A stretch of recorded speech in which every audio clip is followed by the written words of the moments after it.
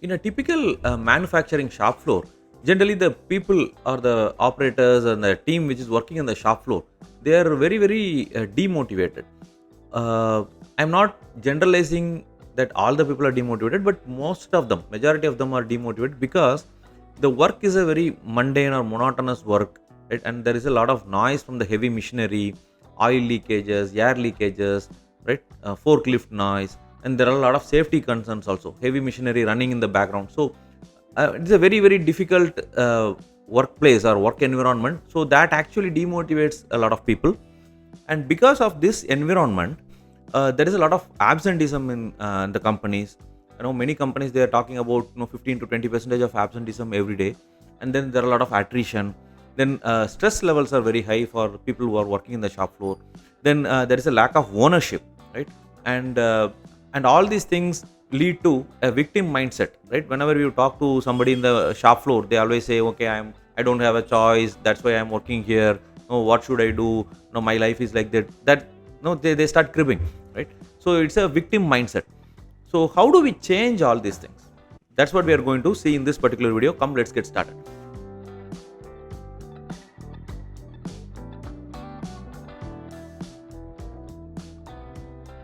Hi there, my name is Anand, your trusted lean manufacturing consultant, and today in this video we are going to talk about how can I gamify the shop floor. How can I bring involvement to the shop floor employees? That's the idea of this particular video.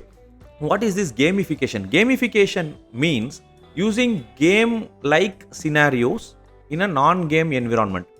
We are not saying, okay, you have to play games in the shop floor. We are not going to create some games in the shop floor, but we are going to use some of the techniques used in games, and we are going to adopt it to the shop floor environment so that the motivation or the involvement from the teams or the people is high.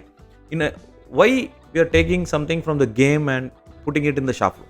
Generally, people are interested in playing games, right?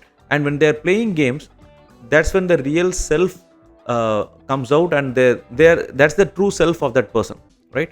So there are a lot of things, psychological things, which the games employ, right? Or the games will have it in their design so that it has that motivation for the person to come and play the game again and again, right? If you take a video game, there are a lot of people who are addicted to video games, mobile games, right? Why? Because these mobile games have a lot of things which are built into the games that keeps the person addicted, and that's what is making the person to spend a lot of time in that game without, nobody has to force anybody, right? The person will automatically log in and start playing the games because the games are designed in that way. Can I develop my shop floor also in that kind of an environment so that our shop floor employees are also work with a lot of involvement? That is the whole idea of this particular video. So there is a book called Actionable Gamification, which is written by one Mr. Yu Kai Cho, and in this actionable gamification, he talks about 8 major themes, right? He creates a framework called the Octalysis framework, and he talks about 8 different themes of how we can create this game like scenarios in our day-to-day life. And a lot of thoughts or psychology goes into developing these games, and we are also going to talk about these activities, how can I adapt to the shop floor, right? So there are some, okay, can we use this gamification in the manufacturing shop floor? That is our theme for this video, and some of the points are already practiced in companies. For example, there are attendance bonuses, and then there are performance linked pays, and then production linked incentives. There are all these things are already being deployed in many companies, right? Attendance bonus I have seen in many companies. If you go to the office or that shop floor every day in that particular month, that is all the working days, you'll get a particular amount. Maybe it's a one day salary, or it's like 500 rupees or 1000 rupees, etc. So there is an attendance incentive which is available in most companies. So this is one example of a small incentive or a reward, right, to make the person attend the office throughout the month, right? And most of these activities are done by the HR department or the production department in many companies. But today we are going to talk about a lot of other areas or frameworks which can be used in a manufacturing shop floor. The first point is showing the big picture. What is this showing the big picture? Whenever we are starting an initiative, right? For example, if you are starting 5S in your company, right? You should say why 5S is important and what is the benefit this particular person will get when he or she is implementing this 5S in their organization, and what is that they will achieve over the next 6 months or 1 year. Showing the big picture, right? That is very important rather than just saying, okay, you have to clean your workplace. No, they're not going to clean the workplace. You have to tell, or you have to show the big picture, right?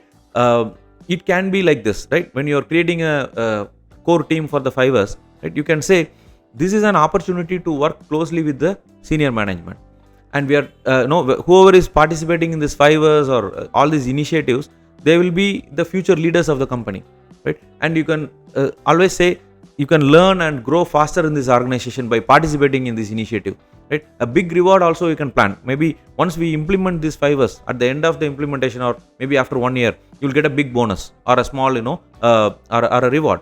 Whenever you are showing the big picture, automatically the involvement of the people will increase, right? Other than if you are not showing the big picture, if you are just asking them to do something, they're not going to be involved. So always you have to show the big picture for the people.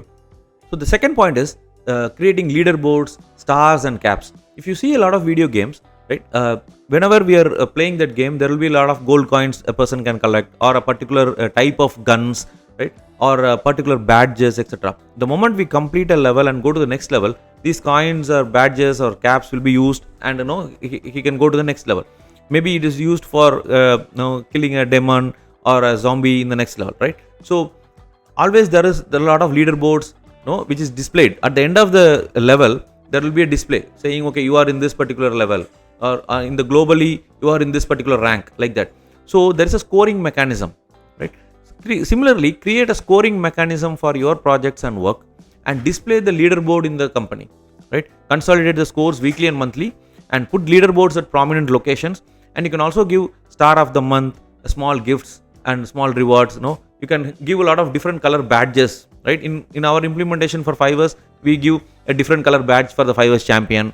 For the team zone leaders, we give a different color badge. If they are if a zone is winning for a particular week, we give them a cap or a certificate, right? A lot of things which we can do to involve them, right? So you involve that, right? You don't just say, okay, do 5S, it's a part of your work. No, they're not going to do it. You have to tie it with some leaderboards like stars, caps, badges, etc. And the next point is create some contests and challenges, right? People always love challenges, contests, right? And it can be related to production or quality, etc. You can also talk about specific. The challenge can be like this: okay, in the next 2 hours, all the departments should do the cleaning activity, and whichever team does the best, there will be a small reward for the team, right? So the moment you announce that becomes a challenge. All the teams will take it on a very sportive manner and they start cleaning it, right? And maybe SMED, single minute exchange of days, whichever team is reducing the changeover time to the maximum, we will give them a small gift, like that. So bring in some contests and challenges and keep the enthusiasm up so that people participate, right? And you can also try to create some activities which involves creativity and teamwork. For example, when we are doing this 5S, we also say the employees should do 5S in their kitchens and they have to come out with their before and after pictures. So this creates a lot of involvement and enthusiasm, right? And whenever there is a participation, you have to reward them with a small reward or a gift. And the fourth point is responsibility and ownership. Giving responsibility and ownership to people actually motivates them to a large extent, right? You can create mentors among the operators, right? There will be some senior level operators who are there for many years, who are good, who are interested in teaching stuff to the next level people, right? So you can create them as a mentors and ask them to guide the next level employees. And similarly, you can also say my mission, my area, where you're giving the responsibility to the team members and making them the person responsible for that mission, right? And you are putting their names and their photos in the mission. So that brings a lot of ownership for them. And you can also create an internal training team on 5S or lean or TPM, any activity. So that internal team will train the other people. So that also brings a lot of responsibility. Again, when you're creating these teams, and because they are doing a lot of voluntary, taking up a lot of activities, you can give them some rewards also at the end. Before we go to the next point, if you found this particular video useful, you can consider subscribing to our channel, and you can also click the bell icon so that whenever we post a new video, you'll get a notification. You You can share this video with your friends and contacts so that they can also learn about gamification and they can start implementing in their organizations. And the fifth point is creating some surprise events or unpredictable activities. For example, surprises or unpredictable activities generally create a curiosity among people, right? People always want to find out what is happening, right? There can be some time bound activities, right? Which I explained, like, in the next 2 hours we are going to give this activity, and whichever team does the best we are going to reward.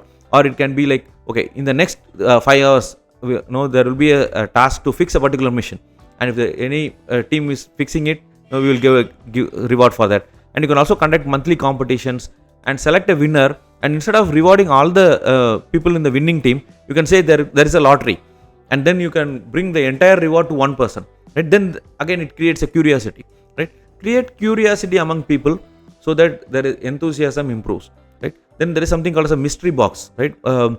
Create a box with specific activities and ask the people to pick a card and ask them to do this activity. It can be related to fibers, it can be related to lean, right? Bring these kind of activities in your shop floor. That improves the enthusiasm of the people.